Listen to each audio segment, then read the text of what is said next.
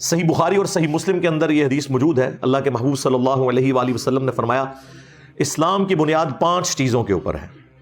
Number 1 اس بات کی گواہی دینا کہ اللہ کے سوا کوئی معبود نہیں اور محمد صلی اللہ علیہ وآلہ وسلم اس کے بندے اور اس کے رسول ہیں. دوسرے نمبر پہ فرمایا نماز قائم کرنا. تیسرے نمبر پر زکوٰۃ دینا. چوتھے نمبر پر حج کرنا اللہ کی راہ میں اگر استطاعت ہو.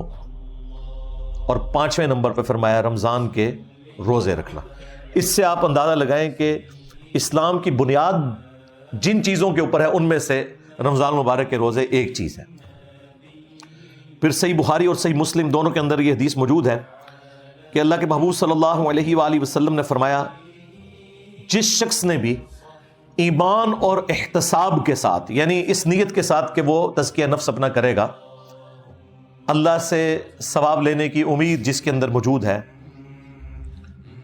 رمضان مبارک کے روزے رکھے، اللہ تعالیٰ اس کے پچھلے سارے گناہوں کو معاف فرما دے گا.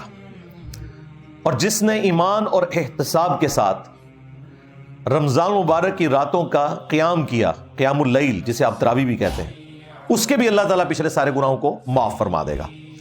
اور جس نے ایمان اور احتساب کے ساتھ لیلۃ القدر کا قیام کیا، اس کے بھی اللہ تعالیٰ پچھلے سارے گناہوں کو معاف فرما دے گا.